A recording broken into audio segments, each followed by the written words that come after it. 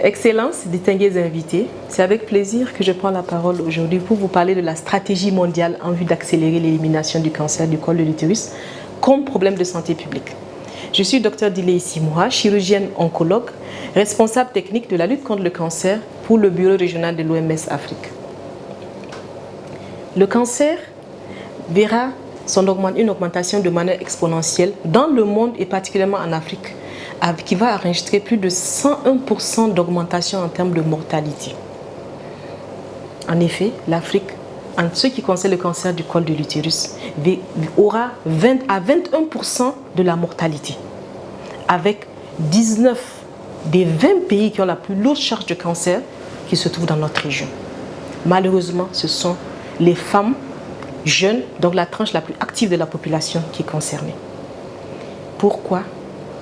Parce que les femmes ayant le VIH ont 6 fois plus de risques de développer un cancer du col de l'utérus. Et nous savons que l'Afrique est un pays où il y a une certaine prévalence de HIV. Cette mortalité, elle est énorme en Afrique, 68%, contrairement aux pays à revenus élevés où elle est de 30%. Les défis sont multiples dans notre continent en termes de traitement, l'insuffisance des centres de traitement, des centres de pathologie pour le diagnostic, de la chirurgie, de la chimiothérapie, malgré que la plus lourde charge en cancer soit en Afrique, on n'a que 3% des appareils de radiothérapie du monde entier, ce qui est pour un traitement qui est indispensable à la prise en charge des cancers. Une femme meurt du cancer du col de l'utérus chaque 2 minutes. Et chaque décès est une tragédie qui pourrait être évitée. Comme l'a dit notre directeur général, Dr Tedros, grâce à des interventions rentables, reposant sur des preuves scientifiques, on peut éliminer le cancer du col de l'utérus et faire de cette maladie une maladie du passé. Une jeune femme, je vous rappelle le témoignage d'une jeune femme de 31 ans, juriste, qui a été arrachée à sa carrière, jetée dans une bataille pour la vie, parce qu'elle a été diagnostiquée de cancer du col de l'utérus au stade 4A. 4A, ça veut dire quoi? Ça veut dire que cette femme de 31 ans, elle verra des selles ou des urines sortir par son vagin. C'est horrible.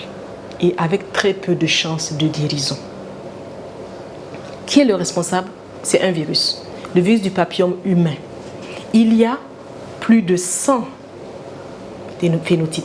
Il y en a plusieurs. Il y en a à bas risque, il y en a à haut risque.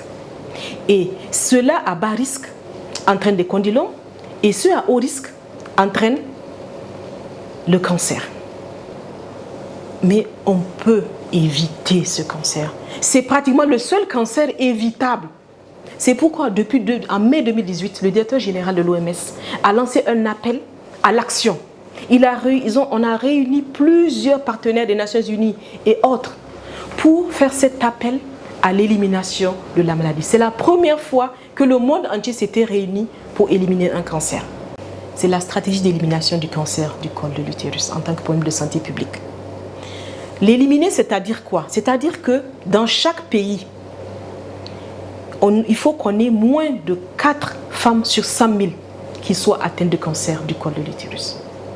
Et pour cela, il y a des cibles à atteindre d'ici 2030. Chaque pays doit travailler à cela. C'est l'objectif 90-70-90.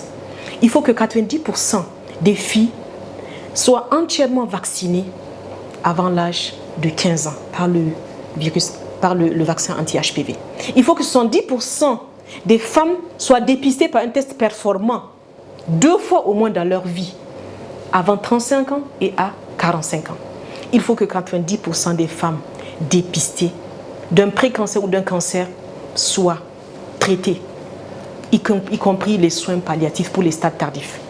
Et cela permettra de réduire de 30% la mortalité due aux maladies non transmissibles en général et de prévenir 5 millions de décès d'ici 2050.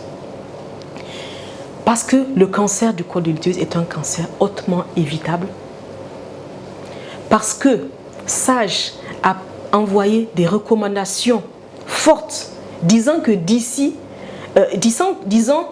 la vaccination, la dose unique pouvait suffire Cela permettra d'atteindre les objectifs de la couverture vaccinale qui est actuellement très faible. Moins de 30% de couverture vaccinale, bien qu'on ait au moins 39 pays sur 47 qui aient déjà inclus le vaccin HPV dans leur programme de vaccination. Avec la dose unique, certains pays ont déjà adhéré. Ce sera possible d'atteindre cette couverture de 90% que nous recherchons. Mais il y a des femmes qui sont là, qui ont dépassé l'âge du vaccin. Qu'est-ce qu'il faut faire? Il faut les dépister. Et les dépister avec des tests de haute performance. Regardez en Afrique, la couverture elle est très faible en 2019, mais en 2023, nous ne sommes pas bien loin. Il n'y a même pas, dans la majorité des pays, il n'y a même pas 20% des femmes qui sont dépistées, même une fois dans leur vie. Et les tests, pour le dépistage, il faut des tests, il faut un consensus national.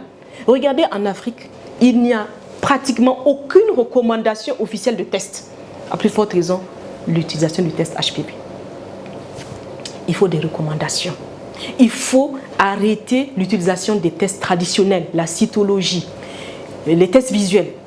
Ça a l'air plus cher le test HPV, mais coût-efficacité, c'est 2 fois dans la vie au lieu de chaque année ou chaque 2 ans. Ces femmes seront dépistées 2 fois dans leur vie. Et les tests que vous allez inclure dans les programmes de dépistage, il y a un coût. Et avec l'OMS, nous sommes en train de travailler en ce moment avec les pays pour que ces coûts-là soient réduits. Le test ne doit pas coûter plus de 8 $ et nous travaillons à ce que ce soit encore moins avec les fournisseurs. En 2021, le bureau régional de l'OMS a élaboré un cadre pour la mise en œuvre de cette stratégie mondiale. Il faut que d'ici 2024, 90% de vaccination, dans au moins 90% de filles soient vaccinées dans au moins 20 États membres. Il faut que 25% des femmes soient au moins dépistées dans 10 États membres. Il faut que 50% des femmes diagnostiquées d'un pré-cancer soient traitées dans au moins 10 États membres. Il faut que 25% des femmes atteintes de cancer soient prises en charge également dans 10 États membres. 2024, c'est demain. Nous avons soutenu donc, pour arriver à ces objectifs, plusieurs pays, plus de 15 pays dans l'élaboration de plans stratégiques de lutte contre le cancer, mais également de plans stratégiques pour le cancer du col de l'utérus. Nous avons appuyé les pays à élaborer des documents d'orientation, renforcer les capacités dans certains pays. Au Libéral, par exemple, nous avons appuyé à ouvrir les 2 premières cliniques de dépistage du cancer du col de l'utérus dans les structures publiques de santé. Nous avons formé des gynécologues à la prise en charge chirurgicale des cancers invasifs, appuyé en termes d'équipement, mais également pour la surveillance des informations et l'information stratégique et appuyer l'ouverture de centres collaborateurs. Notre dernier projet lancé en septembre 2023 s'agira d'autonomiser les femmes grâce à des services intégrés de lutte contre le cancer du sein et du col de l'utérus, parce que la femme c'est un tout, c'est le sein et le col, grâce à l'approche soins de santé primaire, parce que nous savons que ce sont les portes d'entrée des femmes dans les pays, dans le système de santé. Nous avons pris 3 pays, la Côte d'Ivoire, le Kenya et le Zimbabwe, qui seront des laboratoires qui pourront étendre ces projets plus tard pour renforcer aussi bien les services de pathologie, améliorer le dépistage et les services de diagnostic et surtout établir des parcours de référence des 3 niveaux de la pyramide sanitaire.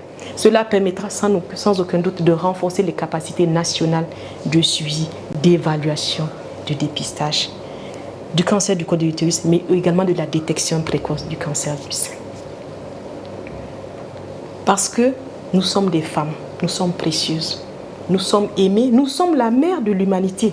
Pour vous dire que le cancer du col de l'utérus n'est pas une affaire de femmes, c'est une affaire d'humanité, c'est une affaire de tous, des hommes.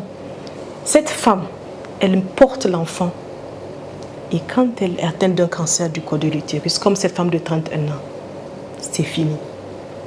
Je vous remercie.